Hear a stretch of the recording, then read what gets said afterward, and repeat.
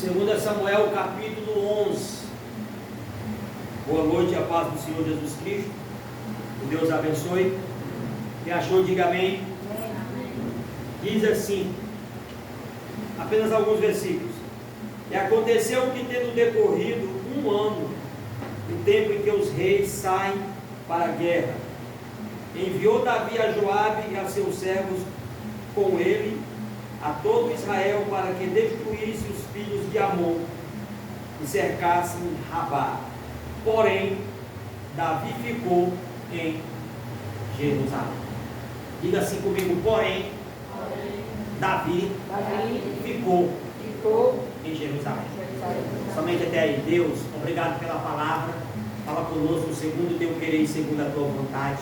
Em nome de Jesus, amém e amém, Jesus.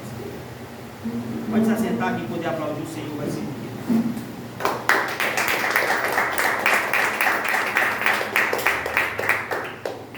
Queridos,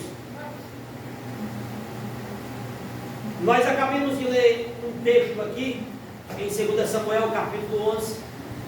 Como eu costumo falar, a Bíblia ela é rica em detalhes. Ela sempre vai nos dar nas entrelinhas as respostas para as nossas perguntas. Por quê? Porque ela revela através do próprio texto, que na sua grande maioria é autoexplicativo, o porquê de algumas quedas e o porquê de alguns fracassos, o porquê que muitas vezes não dá certo e o porquê que muitas vezes dá errado.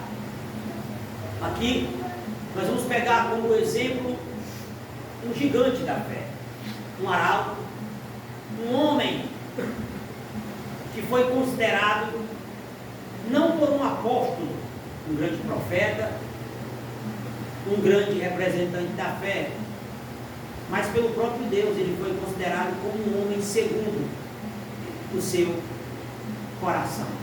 Testemunho verdade de primeira mão pelo próprio Deus.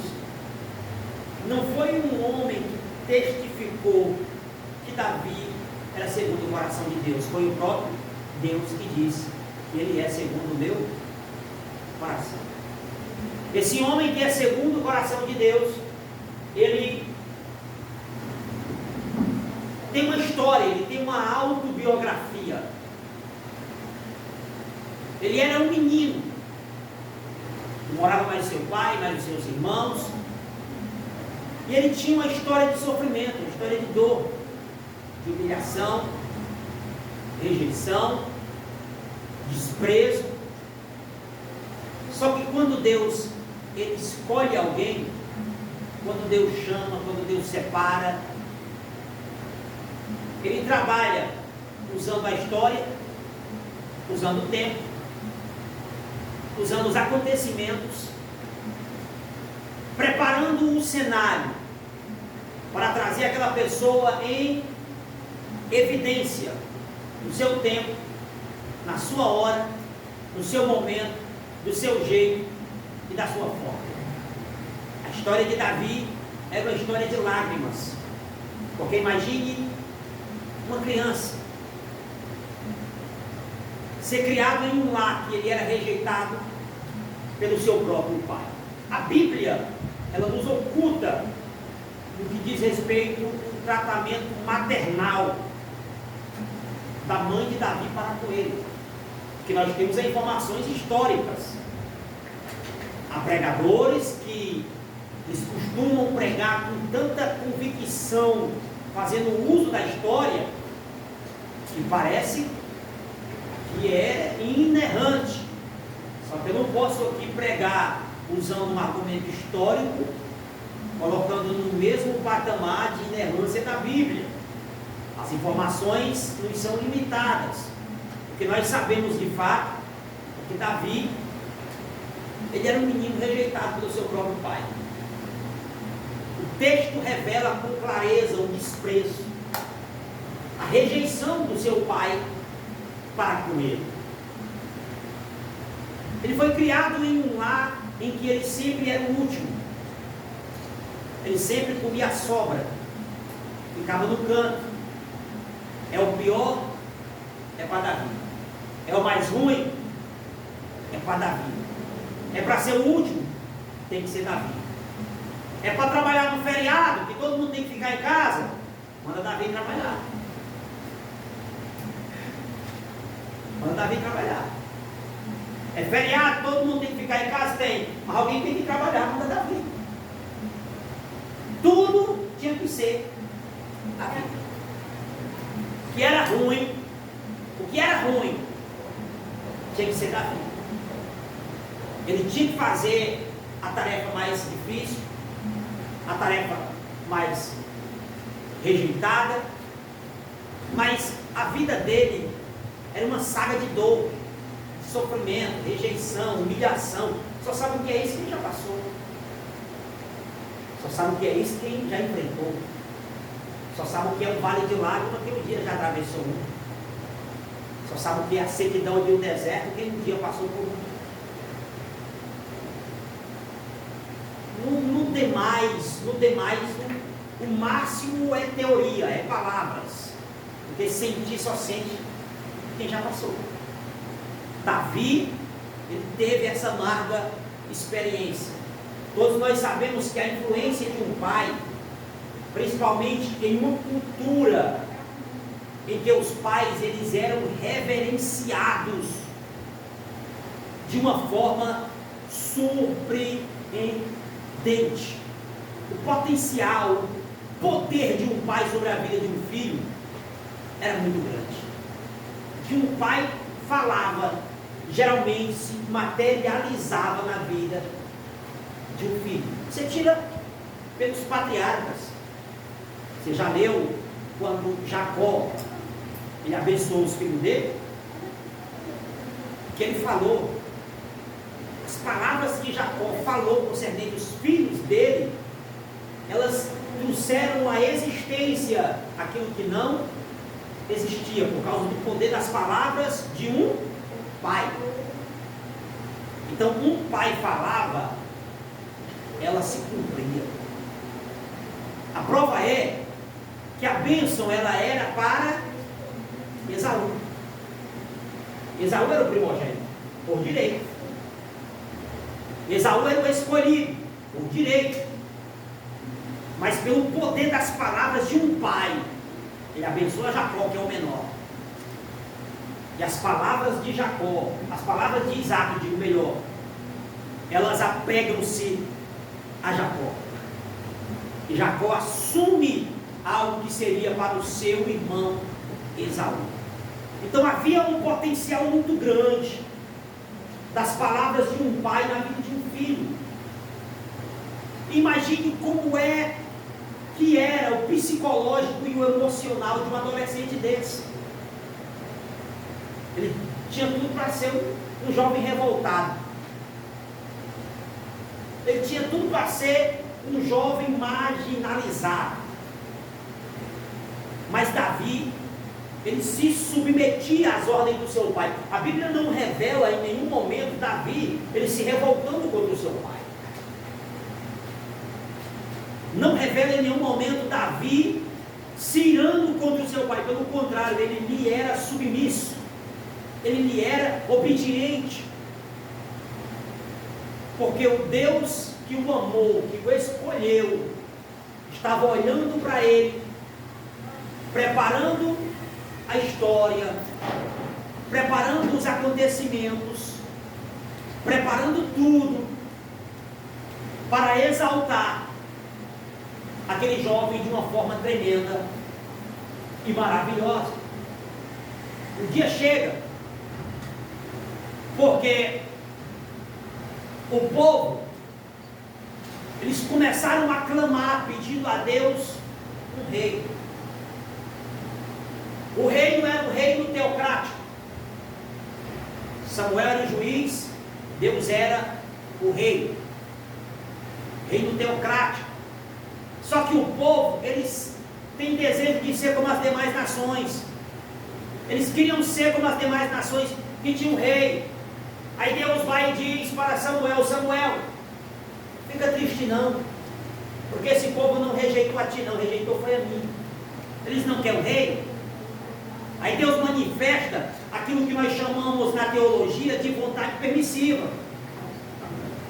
Deus manifesta a sua vontade permissiva. Eles querem um rei? Eu vou dar um rei. Levanta o rei. Saul. A história de Saul é um fracasso. É uma derrota. Só desobediência, revolta contra Deus. É rejeitado. Quando ele é rejeitado, Deus agora vai escolher o rei. Presta atenção que Deus ele já vinha trabalhando na vida de Davi nos bastidores da vida. Porque tem coisas que Deus vai fazer na tua vida que ninguém vai saber. Só vão saber um dia quando Deus te exaltar. Quem me entende, diga amém. Tem coisas que Deus vai fazer na tua vida que tem que ser nos bastidores, tem que ser no anonimato. Só vão saber o dia quando Deus te exaltar, que tu for testemunhar daquilo que Deus realizou na tua vida. Perceba que o que aconteceu na vida de Davi, ninguém sabia. Ninguém sabia desses acontecimentos. Ninguém sabia desses fatos. Mas no dia que Deus escolheu o menino, no dia que Deus separou o menino, no dia que Deus chamou ele, que estava preparando o cenário para exaltar e colocar ele no trono, para ele reinar, aí Davi testifica daquilo que tinha acontecido. Aí Davi testifica daquilo que tinha acontecido na vida dele. Deus já estava trabalhando, preparando ele para exaltá-lo. E como Deus, ele trabalha, e como Deus ele faz, como Deus ele realiza, e ninguém impede o seu realizar, o seu operar e o seu agir, o prometido foi cumprido. Davi, ele foi exaltado por Deus e colocado em uma cadeira real. Ele começa a reinar, o seu reino é próspero, o seu reino é alargado, há um crescimento tremendo, há um crescimento extraordinário, esmagador.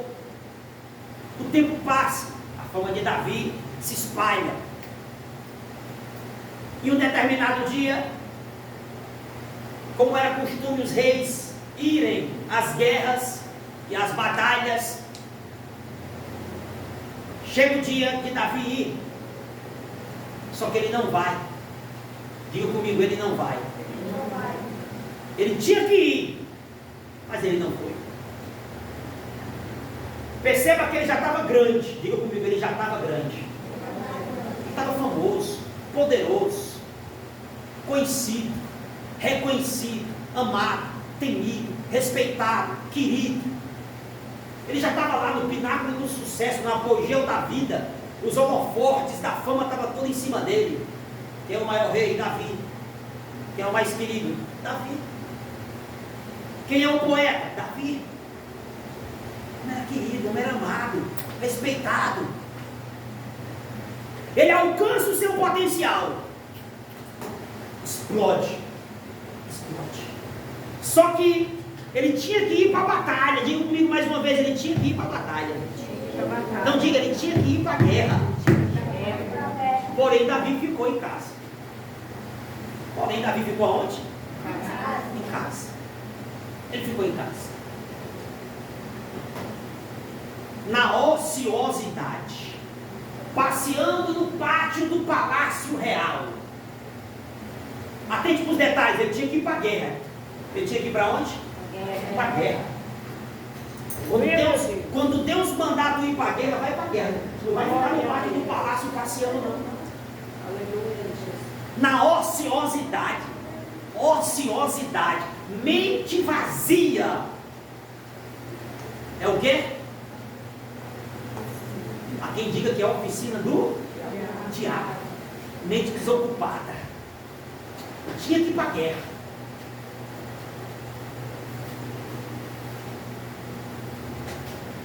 Se eu fosse tematizar essa palavra, Aqui nesse final de noite, quase início de madrugada, eu ia tematizar subordinado a um tema. Por que caem os valentes? Por que caem os ilustres? Por que caem? E um dos primeiros motivos que eles caem é que eles fracassam em alcançar o seu potencial.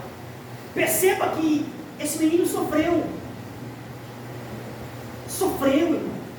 Porque tem pessoas que sofrem tanto na vida, padecem tanto na vida, é humilhado, é sofrido, deseja tanto chegar lá e quando chega, fracassa.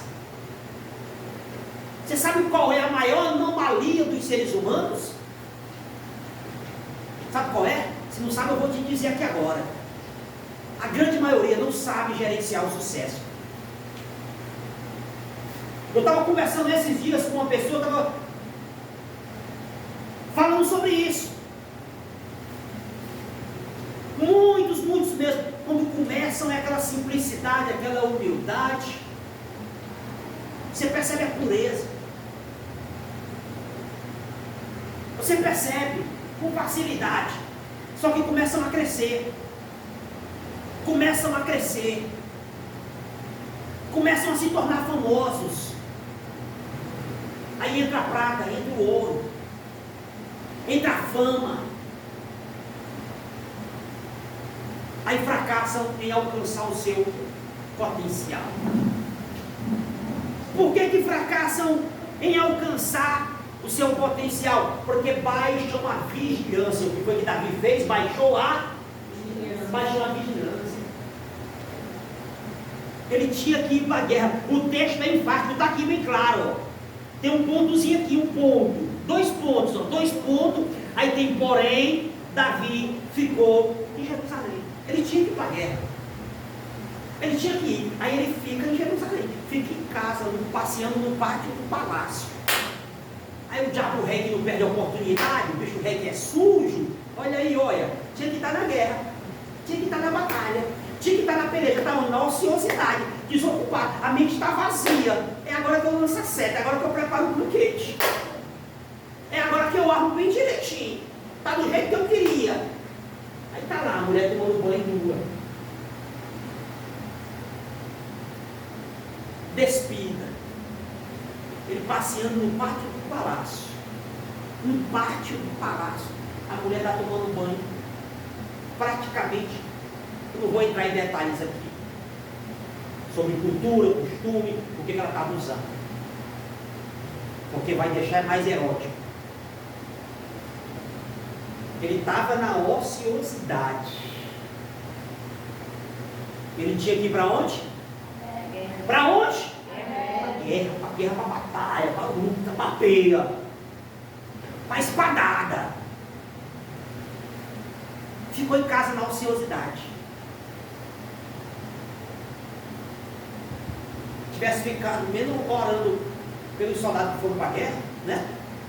Vou vendo no santuário aqui, Deus, seja com os meus soldados que estão lá batalhando por mim, abençoa Joabe, seja com eles, dá vitória, né? Tem crente que nem vem para a guerra, nem vem para a batalha, fica na ociosidade, assistindo coisa que não presta, aí é setada, sem fazer nada, aí depois, eu não sei por que isso aconteceu. Claro, na ociosidade. Na ociosidade, mente vazia. Nem vai para a guerra, nem intercede por quem está indo. Nem vai para a batalha, nem procura interceder por quem está indo para a batalha. Baixa a guarda. Baixa a guarda. Ei, o conselho é: quando um dia tu chegar lá, quem crê que vai chegar lá um dia? Crê ou não crê? Crê ou não crê? Glória a Deus. Não, esse creu aí, esse creu aí eu estou desacreditando desse creu. Crê ou não crê que um dia vai chegar lá? Glória a Deus. Vai ou não vai?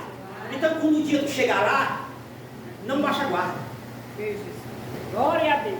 Não baixa. permanece vigilante. Fica atento, fica apercebido, apercebida. Não baixa a guarda. Não dá combustível para o teu adversário. Permanece atento, atenta e apercebido. Porque os céus vão ser contigo. Se tu não puder ir para a batalha, pelo menos intercede por aqueles que estão indo. Pelo menos clama por aqueles que estão indo para a batalha. A segunda coisa que nós vamos discorrer aqui nesse final de noite, começo de madrugada, é que muitos deles que desabam lá do pináculo do sucesso, do apogeu da vida, a causa, o motivo é que muitos são incapazes de reconhecer os seus erros. Muitos são incapazes. Quem lê a Bíblia sabe que Davi passou o quê? Quanto tempo escondendo o pecado? Quanto tempo? 1 ano. Barão, toma 5. Toma 5, Barão. Está crente. Está crente. 1 ano. 1 ano. Escondendo o pecado. 1 ano. Ele varreu para debaixo do tapete. Aí ele tentou consertar um pecado com outro pecado.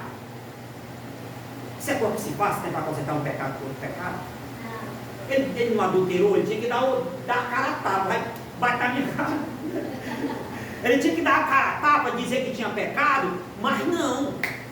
Ele disse, rapaz, eu vou maquinar aqui, eu vou arquitetar. Bom, não duvido do ser humano não, o ser humano é bicho nojento. Bicho para arquitetar coisa que não presta é ser humano. Rapaz, porque chegou o conhecimento dele que a mulher ficou grávida. Chegou o conhecimento dele que a mulher está grávida, a mulher está gestante. E agora, Davi? E agora? O menino vai nascer na tua cara. Rapaz, pode não. Manda trazer o Urias. Manda trazer lá. Vamos ajeitar tudo. Mandou trazer o Urias. E ajeitou tudo, mandou o homem para casa. Mas o homem era fiel. Querendo que o homem fosse para casa deitar com a mulher dele, para poder encobrir o pecado dele, mas o homem não se deitou com a mulher. O homem ficou, foi na porta do palácio dormindo com os outros soldados. Aí chegou o conhecimento de Davi, Urias não foi para casa deitar com a mulher dele, não. Rapaz, vamos poder estar em casa arregando com a mulher, rapaz. A mulher dele esperando ele lá. Doida para brincar com ele, o cara não quer ir para casa. O que nós faz agora? Manda chamar ele. Mandou chamar o homem. Senta aí, Urias. Encheu a cara do homem de vinho. Vamos beber até umas horas. Depois que embriagou o homem, pensando que o homem ia para casa também, para ficar com a mulher, o homem não foi para casa. Isso não vai ter jeito não. Tudo isso para consertar um pecado. Tudo isso para consertar um pecado. Tudo isso. Como ele viu que não ia funcionar, que o homem não ia para casa deitar com a esposa dele, irmãos, é terrível isso daqui. Nós não podemos, em hipótese alguma, porque ninguém está isento. Um dia nós erramos, nós não podemos, em hipótese alguma, tentar consertar um pecado com outro pecado. A melhor coisa a se fazer é dar cara a tapa, reconhecer que errou, reconhecer o que pecou, que as consequências vão ser menores. As consequências serão menores. Ele arquiteta um plano maquiavélico, cruel, horrendo e terrível. Manda a carta para Urias levar. Um homem leva a carta que está escrita a sua própria sentença de morte. É cruel, né? Cruel. A carta está escrita. E vai morrer por quê? Porque ele foi fiel ao rei. A Bíblia, irmão, o extraordinário, o magnífico da Bíblia, desse livro maravilhoso é que a mesma Bíblia que fala que Davi era um homem segundo o coração de Deus, era um homem maravilhoso, é a mesma Bíblia que aponta todos os defeitos de Davi. A Bíblia não oculta os defeitos dos seus heróis. Não. Essa não, essa daqui é transparente, revela tudo. Glória a Deus. Davi foi covarde.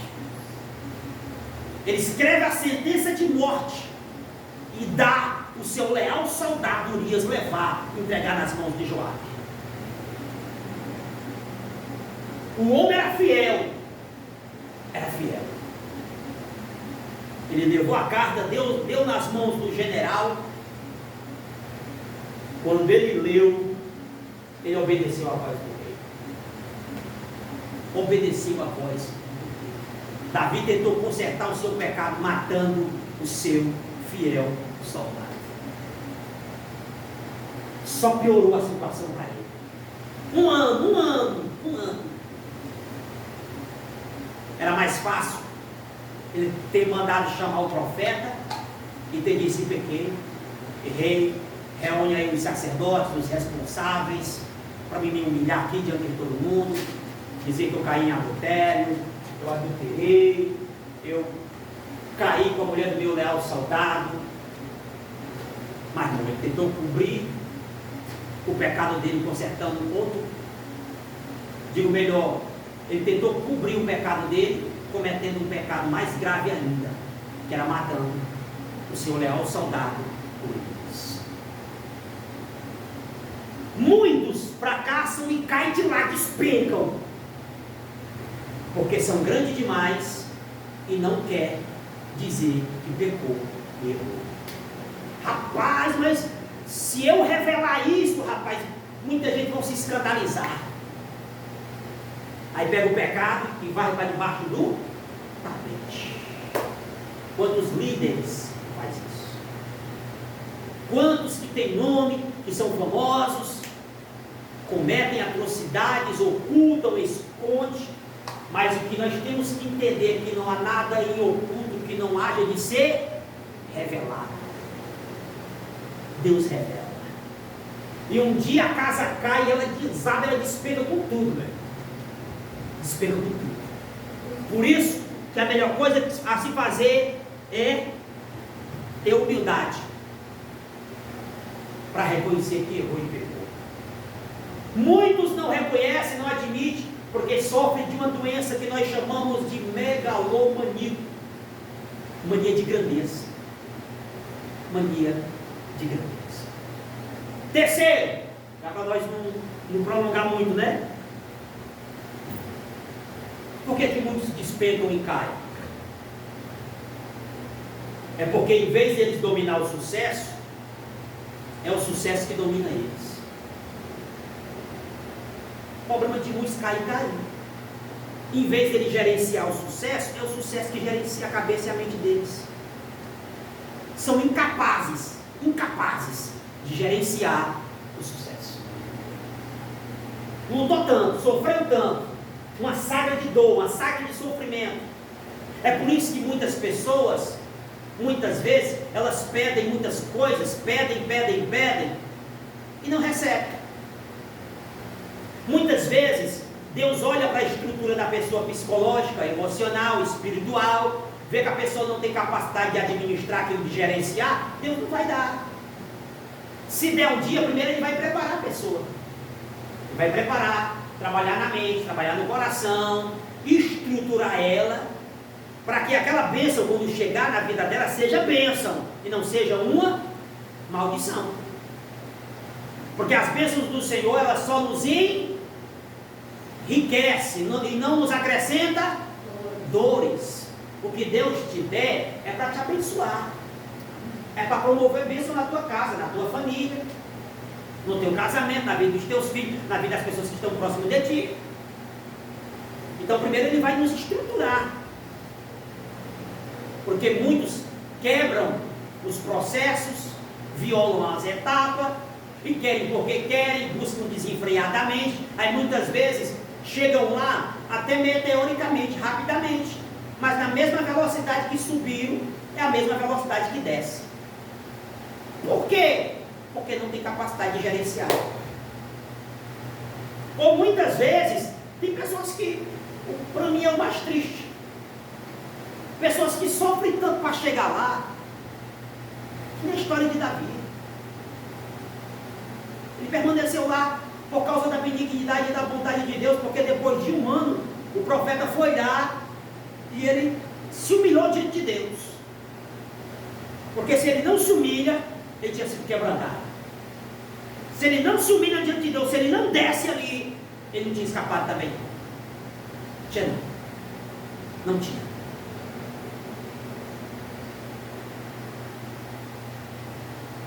Nós precisamos, no nome de Jesus Cristo, pedir ao Eterno e ao Soberano, que pela sua infinita bondade e misericórdia, Ele possa nos respaldar e nos dar essa capacidade de nós gerenciar aquilo que Ele há de nos conceder, aquilo que Ele há de nos dar. Que adianta eu pedir a Deus, para Deus me dar uma empresa? Eu quero ser um grande empresário. Quero ser um grande empresário. O Senhor me abençoa para mim ser um grande empresário. Só que eu não consigo gerenciar nem um salário mínimo. Como é que eu vou gerenciar uma grande empresa? Como é que eu peço a Deus um salário de 10 mil se eu não sei gerenciar nem 1000? Você está entendendo? Então primeiro Deus vai nos estruturar. Primeiro Deus vai nos preparar, nos respaldar, para que quando acontecer, seja para glória, louvor e adoração do nome do Eterno. E eu fecho agora com essa palavra para nós orar.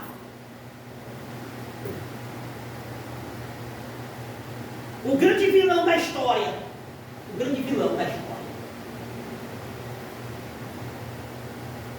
que é um dos grandes motivos de muitos estarem despencando e caindo de lá, é aquilo que está lá em Provérbios 18, versículo 12. Antes de ser quebrantado, eleva-se o coração do homem. Eleva-se o coração do homem. Antes de ser quebrantado, perceba que o texto vai dizer, antes de ser quebrantado, eleva-se o coração do homem. Em outro capítulo e versículo, Salomão vai dizer assim, a soberba, ela precede a ruína. Soberba precede a ruína. Antes da ruína vem o quê? A soberba. Quem está me entendendo, diga amém. Antes da ruína é a soberba. E olha o que o texto diz, antes de ser quebrantado, eleva-se o coração do homem, seja de soberba, prepotência, quer pisar nos menos favorecidos, quer humilhar, se sente a última Coca-Cola no deserto, porque tem, porque pode, eu faço, eu quero, eu tenho poder, eu tenho dinheiro, eu tenho isso, eu tenho aquilo. Aí Deus vai e humilha. Nós temos exemplos.